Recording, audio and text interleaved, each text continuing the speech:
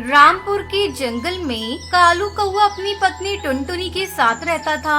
उसके दो बच्चे थे, पिंकी चिड़िया, सुनहरी चिड़िया। कालू कौवा अपने खेत में तरह तरह की सब्जियां उगाया करता था। बाजार में जिस सब्जी की ज्यादा डिमांड होती, कालू उसी सब्जी की खेती करता। एक दिन उसकी पत्नी टुनटुनी उससे कहती है, अजी सुनते हो, आज बाजार से प्याज खरीद कर लेते आना। घर में रखा सारा प्याज खत्म हो गया है। तुम तो सारी सब्जियां उगाते हो, बस प्याज ही खेत में नहीं उगाते। बस भाग्यवान, अब और कितना बोलोगी। खेत से आते समय प्याज खरीद कर लेता आऊंगा। मेरा भोजन एक पोटली में बांधकर मुझे दे दो। तब तक आप लोग कमेंट में बताएं 78 इंटू 4 कितने होते हैं। कालू कौवा भोजन लेकर खेत पर चला जाता है। दिन भर खेत में काम करने के बाद शाम को वो बाजार जाता है। क्यों भैया, कितने रुपए किलो प्याज दे रहे हो? अरे कालू भाई, आज बाजार में प्याज का भाव 100 रुपए किलो चल रहा है। क्योंकि आप मेरे अपने हैं, इसलिए आपको 80 रुपए किलो लगा दूंगा मैं। बाप रे बाप, ये प्याज कब से इतना महंगा हो गया? मुझे तो पता ही नहीं चला। ऐसा करो भैया, मुझे 1 किलो प्याज दे दो। बिना प्याज लिए घर गया तो मेरी पत्नी आज मुझे भोजन नहीं देगी। कालू कौवा प्याज लेकर घर आता है। अरे ओ सुनहरी की माँ, ये लो प्याज। सब्जी में थोड़ा थोड़ा ही डालना, बहुत महंगे मिले हैं। सोच रहा हूँ इस बार मैं भी अपने पूरे खेत में केवल प्याज की खेती करूँ। अगर मैंने पिछली बार प्याज की खेती की होती तो आज मुझे बहुत अच्छा मुनाफा होता। मैंने तो तुमसे कितनी बार कहा था कि अपने खेत में प्याज की खेती करो। पूरे साल प्याज की डिमांड रहती है, क्योंकि बिना प्याज की कोई सब्जी अच्छी बनती ही नहीं। चाहे कितना भी महंगा हो जाए, प्याज तो सभी घरों में आता ही। तुम्हारी बात सही है भाग्यवान, मैं कल ही शहर से प्याज के बीज खरीद कर लाऊंगा। अगले दिन कालू कौवा शहर से प्याज के बीज खरीद कर लाता है और अपने खेत में बिखेर देता है। 1 महीना गुजर गया। एक दिन टुनटुनी भोजन बना रही थी, तभी कालू कौवा वहाँ आता है। टुनटुनी, तुम्हारे पास कुछ पैसे हो तो मुझे दे दो। खेत में खाद डालना है और मेरे पास पैसे बिल्कुल भी नहीं है। मम्मी, मुझे भी पैसे चाहिए। स्कूल में टीचर बोल रही थी स्कूल फीस जमा करने को। अरे कहाँ से दूं मैं तुम सबको पैसे? मेरे पास जो थोड़े बहुत पैसे थे उसे तो मैंने घर खर्च में लगा दिया। अब मेरे पास ले देकर एक मंगलसूत्र है, मैं इसे किसी कीमत पर नहीं दूंगी। मेरी मानो तो तुम कहीं से उधार ले लो। बस कुछ ही दिनों की बात है टुनटुनी, तू मुझे अपना ये मंगलसूत्र कुछ दिनों के लिए दे दे। मैं इसको गिरवी रखवा कर खाद खरीदूंगा। फिर जैसे ही प्याज की फसल बेचकर पैसे आएंगे, मैं तेरा ये मंगलसूत्र तुझे वापस कर दूंगा। और माँ, मेरे स्कूल की फीस कब जमा करोगी? मैं स्कूल नहीं जाऊंगी। मेरी बच्ची, तू रो मत। मैं अभी रंगीली काकी के यहाँ जाकर कुछ पैसे उधार लाती हूँ, तेरी स्कूल फीस जमा कर दूंगी। टुनटुनी कालू कौवे को अपना मंगलसूत्र दे देती है। कालू कौवा मंगलसूत्र गिरवी रखकर खाद लाता है और अपने खेत में डालता है। जल्दी ही 2 महीने गुजर जाते हैं और प्याज की फसल पककर तैयार हो जाती है। दोनों पति पत्नी प्याज की फसल को देखकर झूम उठते हैं। कालू कौवा अपनी प्याज की फसल को शहर की मंडी में ले जाकर अच्छे दामों में बेच देता है। घर आकर वो टुनटुनी को सारे पैसे देता है। ये ले टुनटुनी, प्याज की फसल का मुनाफा, और ये रहा तेरा मंगलसूत्र। सबसे पहले मैंने फसल बेचकर तेरा मंगलसूत्र छुड़ाया। ढेर सारे पैसों को देखकर टुनटुनी चिड़िया बहुत खुश होती है। अब मैं इन पैसों से अपने सारे सपने पूरे करूंगी। इस तरह कालू कौवा प्याज की खेती करके खुशी खुशी अपने परिवार के साथ रहने लगता है।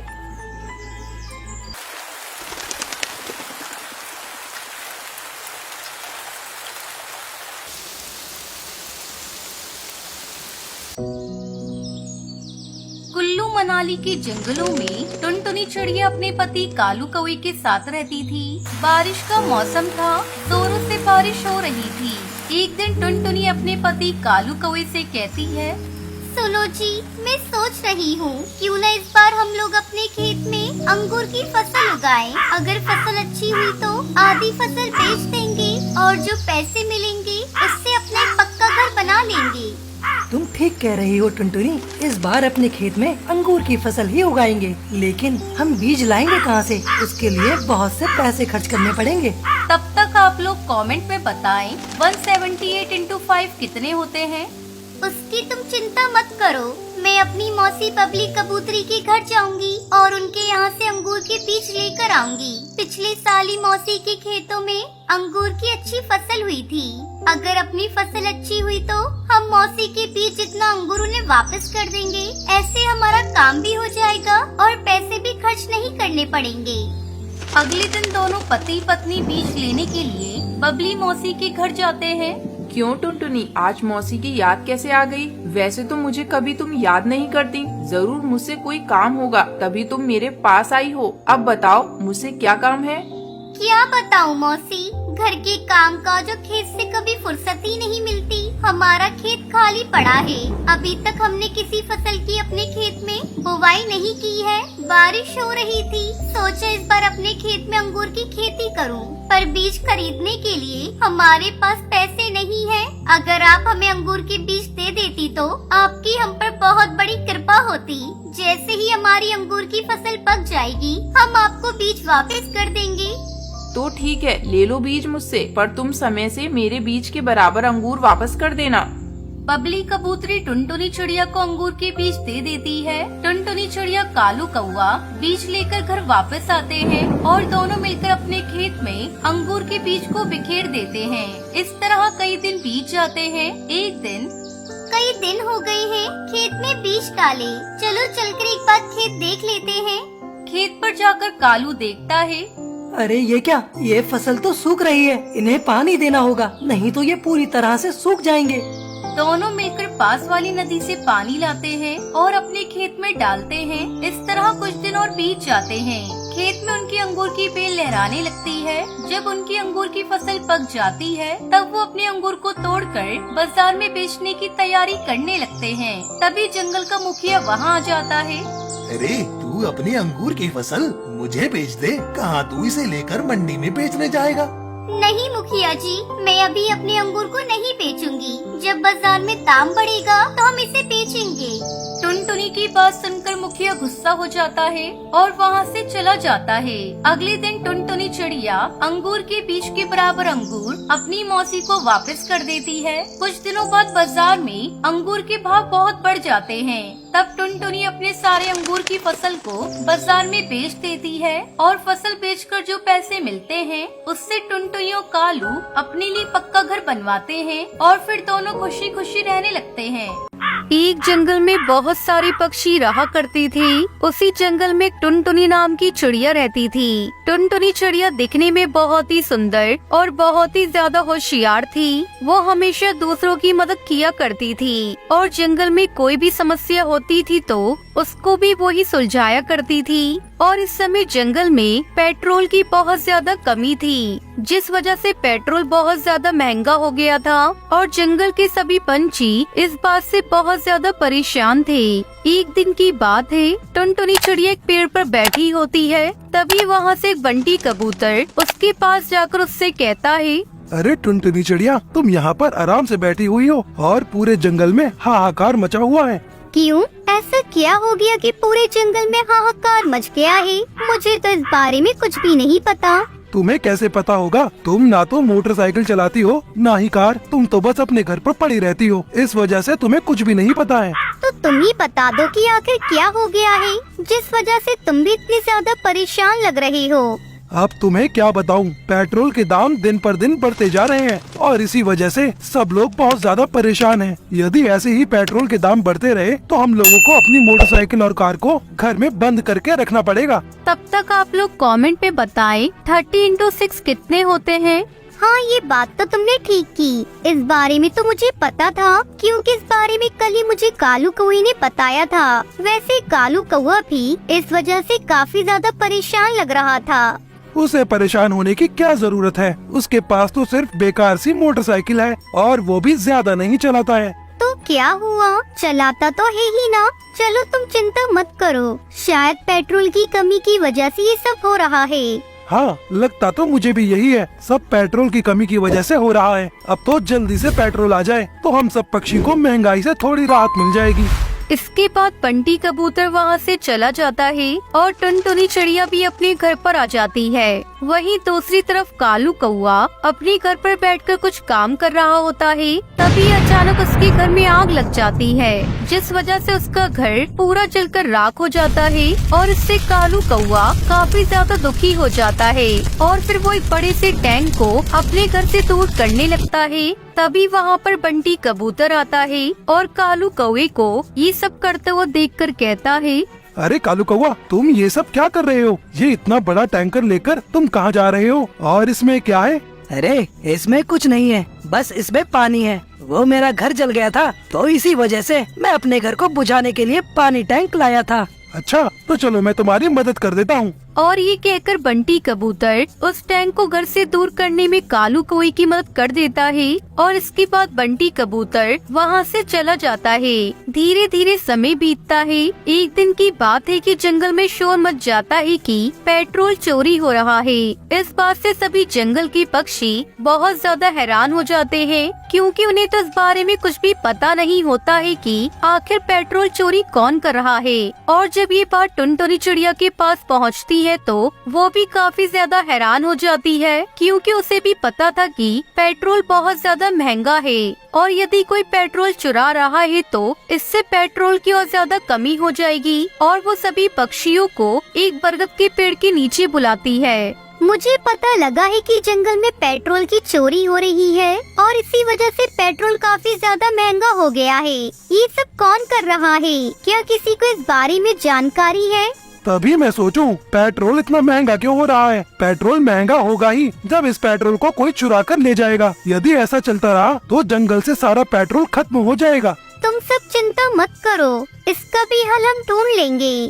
तभी टुनटुनी चिड़िया को एहसास होता है कि सभी पक्षी तो यहाँ पर मौजूद है, पर कालू कौवा वहाँ पर नहीं है। अरे कालू कौवा कहाँ पर है? वो कहीं नजर नहीं आ रहा। क्या किसी को पता है वो कहाँ पर है? हाँ, वो अपने घर पर होगा, क्योंकि अभी कुछ दिन पहले ही उसका घर जल गया था और उसने अपने घर को बहुत जल्दी बनवा लिया है और अब तो वो पहले से ज्यादा अमीर हो गया है। तभी बंटी कबूतर को याद आता है कि उस दिन एक बड़ा सा टैंक कालू कौवे के घर पर देखा था और फिर वो टुनटुनी चिड़िया से कहता है, उस दिन जब कालू कौवे का घर जल रहा था, मैं वहीं से गुजर रहा था तो मैंने देखा कालू कौवा एक बड़ा सा टैंक अपने घर से दूर ले जा रहा है। और जब मैंने उससे पूछा, उसने कहा उसमें पानी है। तब मैंने इस बात पर ध्यान नहीं दिया था और अब मुझे कुछ गड़बड़ लग रहा है। बंटी कबूतर की बात सुनकर टुनटुनी चिड़िया भी काफी हैरान हो जाती है और उसे भी कालू कौवे पर शक होता है और वो जंगल की पक्षियों से कहती है, क्या किसी को पता है कि कालू कौवे का घर कैसे जला था? हाँ मुझे पता है। मैंने उस दिन उससे पूछा तो उसने कहा कि वो अपनी मोटरसाइकिल में पेट्रोल भर रहा था, तभी उसके घर में आग लगी। बुलबुल की बात सुनकर टुनटुनी चिड़िया समझ जाती है कि पेट्रोल कहाँ पर जा रहा है और वो उन सभी पक्षियों के साथ मिलकर एक योजना बनाती है। अगली रात को सभी पक्षी पेट्रोल पंप पर आकर छुप जाते हैं। तभी वहाँ पर एक पक्षी आता है और वो एक छोटे से टैंक को निकालता है और जैसे ही वो पेट्रोल पंप से पेट्रोल भरने लगता है, वैसे ही उसके ऊपर एक जाल गिर पड़ता है। इसका मतलब तुम ही हो जो पेट्रोल चुरा रहे हो। तभी मैं सोचूं कि कल जब मैंने सबको बुलाया तो तुम क्यों नहीं आए। इस पर कालू कौवा काफी ज्यादा घबरा जाता है और उसे तो कुछ समझ में नहीं आता कि आखिर उसकी चोरी पकड़ी कैसे गई।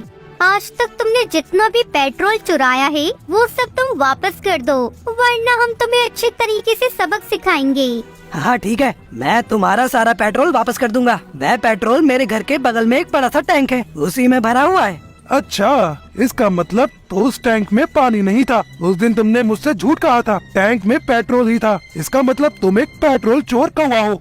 तुमने बहुत बड़ा जुर्म किया है और इसके लिए तुम्हें सजा भी मिलेगी। तुमने सभी पक्षियों को काफी ज्यादा परेशान किया है, साथ ही तुमने चोरी भी की है। तुम्हें पता होना चाहिए कि पेट्रोल कितना कीमती है, पर फिर भी तुमने अपने लालच में आकर पेट्रोल को चुराया और इसलिए तुम्हारी सजा ये है कि तुम्हें इस जंगल से निकाला जाता है। नहीं नहीं, मुझे माफ कर दो, मुझे इस जंगल से मत निकालो। मैं आगे से कभी भी ऐसा नहीं करूँगा। फिर इसके बाद कोई भी पक्षी उस पर कोई तरस नहीं खाता और कालू कौवे को जंगल से निकाल देते हैं और सभी पक्षी बहुत ज्यादा खुश थे कि पेट्रोल वापस आ गया और जिससे पेट्रोल को सस्ता भी हुआ था। हमें इस कहानी से सीख मिलती है कि हमें कभी भी चोरी नहीं करनी चाहिए। श्रीनगर नाम के गांव में टुनटुनी अपने माँ पिताजी के साथ रहती थी। उसे बचपन से ही सजने संवरने का शौक था, साथ ही उसे दूसरों को सजाना भी बहुत अच्छा लगता था। गांव में किसी की भी शादी हो, दुल्हन को सजाने के लिए टुनटुनी को ही बुलाया जाता था। टुनटुनी के माँ पिताजी गांव में ही खेती करते थे। अब उसकी उम्र शादी लायक हो चुकी थी। एक दिन टुनटुनी की माँ टूनी अपने पति कालू से कहती है, सुनिए जी, टुनटुनी की उम्र शादी की हो चुकी है। कब तक दूसरों के हाथों में मेहंदी रचाएगी? अब हमें भी तो उसके हाथ पीले करने का सोच लेना चाहिए। तुम्हें क्या लगता है? मुझे इस बात की चिंता नहीं। मैं मेरी बेटी की शादी बड़े धूमधाम से और एक अच्छे परिवार में करवाऊंगा। बिल्कुल सही कह रहे हो आप। आखिर हमारी भी तो इकलौती लाडली बेटी है। टूनी और कालू अपनी बेटी के लिए अच्छे रिश्ते देखने लगे। तभी कालू की बहन सुंदरी कौवी वहाँ आती है।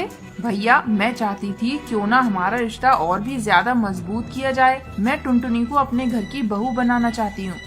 सुंदरी की ये बात सुनकर कालू बहुत ज्यादा खुश हो जाता है और अपनी बहन की बात को मान लेता है। क्योंकि सुंदरी का बेटा ब्लैकी एक अच्छी जॉब पर था, तो कालू ने बड़े ही धूमधाम से टुनटुनी और ब्लैकी की शादी करवा दी। अपनी बहन का बेटा है ये देख कालू ने इसकी कोई जांच पड़ताल की ही नहीं। अब शादी के कुछ दिन बाद ही ब्लैकी टुनटुनी को छोड़कर शहर चला जाता है।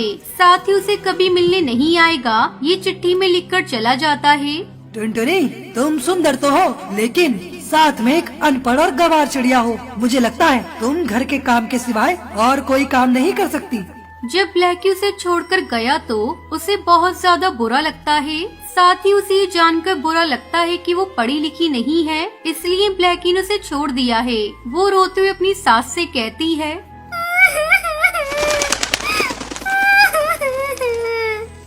ये आपने क्या कर दिया माँ जी? आपको पता था कि ब्लैकी को पढ़ी लिखी चिड़िया चाहिए, फिर भी आपने शादी करवाई क्यों? आखिर मेरी इसमें गलती ही क्या थी? आपने मुझे और अपने भाई को धोखा दिया है, धोखा। उन्हें जब ये बात पता चलेगी तो उनका क्या होगा? ये सोच सोच कर तो मेरी जान जा रही है। नहीं बेटी, मुझे ये बात बिल्कुल भी पता नहीं थी। मैंने जब ब्लैकी से पूछा तो उसने तुम्हारा नाम सुनते ही हाँ कर दी थी। मैं अपने बेटे के साथ साथ अपनी भतीजी की जिंदगी खुशियों से भर देना चाहती थी। तुम दोनों को खुश देखना चाहती थी। तुम जो समझ रही हो वो बिल्कुल गलत है। टुनटुनी अपनी सास के गले लगकर जोर जोर से रोने लगती है। उसे कुछ भी समझ में नहीं आ रहा था कि अब क्या किया जाए। अब टुनटुनी अपने बीमार पिताजी से मिलने के लिए उनके घर आती है और कुछ दिन उनके साथ ही रहने का फैसला करती है। लेकिन बीमारी में ही उसके पिताजी का देहांत हो जाता है। अब टुनटुनी पर उसकी सास और माँ की जिम्मेदारी आ चुकी थी, तो वो तीनों एक साथ ही रहने लगी। अब कुछ दिन ऐसे ही गुजर जाते हैं। टुनटुनी के पिताजी ने उसकी शादी के लिए कुछ कर्जा ले रखा था, जिसे चुकाने के लिए उन्हें अपना खेत भी बेचना पड़ा।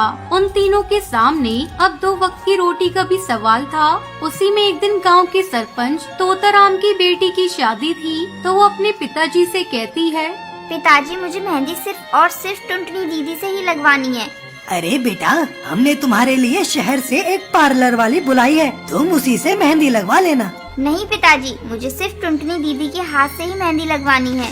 अब सरपंच जी टुनटुनी के पास आकर उससे कहते हैं, टुनटुनी बेटा, मेरी बेटी की परसों शादी है, तो क्या तुम उसके हाथों में मेहंदी लगाओगी? सरपंच जी, आप तो जानते हो कि मेरे हालात कैसे हैं। टुनटुनी की बात अभी पूरी भी नहीं हुई थी कि बीच में ही सरपंच जी बोलते हैं, देखो टुनटुनी बेटा, अब जो हो गया सो हो गया, लेकिन अब अपनी जिंदगी को वहीं पर रोक के कौन सी अच्छी बात है। अब तुम पर इतनी सारी जिम्मेदारियां हैं, तुम्हें अब कुछ न कुछ तो करना ही होगा। कब तक ऐसे रोते हुए जिंदगी गुजारोगी? और हाँ, मैं तुम्हें मेहंदी लगाने के कुछ पैसे भी दूंगा, ताकि तुम अपनी जिम्मेदारियां पूरी करने की शुरुआत कर सको। सरपंच जी की बातें सुनकर टुनटुनी को एक सहारा मिलता है, एक जीने की उम्मीद मिलती है। और अब वो मन ही मन कहती है, नहीं, अब बस बहुत हो चुका। अब मैं काबिल चिड़िया बनकर दिखाऊंगी। ब्लैकी को दिखा दूंगी कि मैं कोई गंवार चिड़िया नहीं हूँ। टुनटुनी सोच विचार कर सरपंच जी को हाँ कह देती है। सरपंच जी भी मेहंदी लगाने के बदले में टुनटुनी को कुछ पैसे दे देते हैं। अब गांव में कोई भी फंक्शन हो, टुनटुनी ही मेहंदी लगाने के लिए जाने लगी। उसकी मेहंदी के चर्चे चारों ओर फैलने लगे थे। मेहंदी लगाने के साथ साथ ही वो अपने घर पर ही मेहंदी के कौन बनाकर बेचने लगी। उसकी मेहंदी का अच्छा रंग चढ़ता है। ये बात सुनकर आसपास के गाँव के पक्षी भी उसके पास आने लगे और मेहंदी के कौन खरीदने लगे। अब उसने अपने पास अच्छे खासे पैसे जमा कर लिए थे, जिन पैसों से उसने अपने लिए नया घर बनवा लिया था। एक दिन ब्लैकी अपनी माँ से मिलने के लिए अपने गांव जाता है तो उसे पता चलता है कि उसकी माँ टुनटुनी के साथ ही उसके गांव में रहती है। तो वो अपनी माँ से मिलने के लिए टुनटुनी के घर पहुँच जाता है। अब वो टुनटुनी की तरक्की देखकर बहुत ज्यादा चौंक जाता है और उसे अपनी गलती का एहसास हो जाता है और वो अपनी माँ, पत्नी और अपनी सास से हाथ जोड़कर माफी मांगता है। उन तीनों की जिम्मेदारियाँ अपने ऊपर ले लेता है। साथ ही टुनटुनी का काम भी अब बहुत जोरों से चल रहा था। अब चारों मिलकर खुशी खुशी रहने लगते हैं। इस कहानी सीख मिलती है कि काम कोई भी हो, अगर मन लगाकर और पूरे विश्वास के साथ करो तो तरक्की मिल ही जाती।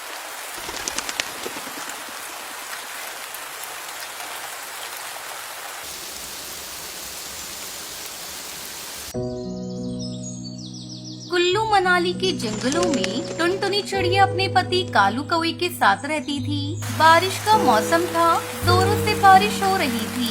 एक दिन टुनटुनी अपने पति कालू कौवे से कहती है, सुनो जी, मैं सोच रही हूँ क्यों न इस बार हम लोग अपने खेत में अंगूर की फसल उगाएं। अगर फसल अच्छी हुई तो आधी फसल बेच देंगे और जो पैसे मिलेंगे उससे अपना एक पक्का घर बना लेंगे। तुम ठीक कह रही हो टुनटुनी, इस बार अपने खेत में अंगूर की फसल ही उगाएंगे, लेकिन हम बीज लाएंगे कहाँ से? उसके लिए बहुत से पैसे खर्च करने पड़ेंगे। तब तक आप लोग कमेंट में बताएं 178 into 5 कितने होते हैं। उसकी तुम चिंता मत करो, मैं अपनी मौसी बबली कबूतरी के घर जाऊंगी और उनके यहाँ से अंगूर के बीज लेकर आऊंगी। पिछले साल ही मौसी के खेतों में अंगूर की अच्छी फसल हुई थी। अगर अपनी फसल अच्छी हुई तो हम मौसी के बीज जितना अंगूर उन्हें वापस कर देंगे। ऐसे हमारा काम भी हो जाएगा और पैसे भी खर्च नहीं करने पड़ेंगे। अगले दिन दोनों पति पत्नी बीज लेने के लिए बबली मौसी के घर जाते हैं। क्यों टुनटुनी, आज मौसी की याद कैसे आ गई? वैसे तो मुझे कभी तुम याद नहीं करती। जरूर मुझसे कोई काम होगा तभी तुम मेरे पास आई हो। अब बताओ मुझसे क्या काम है?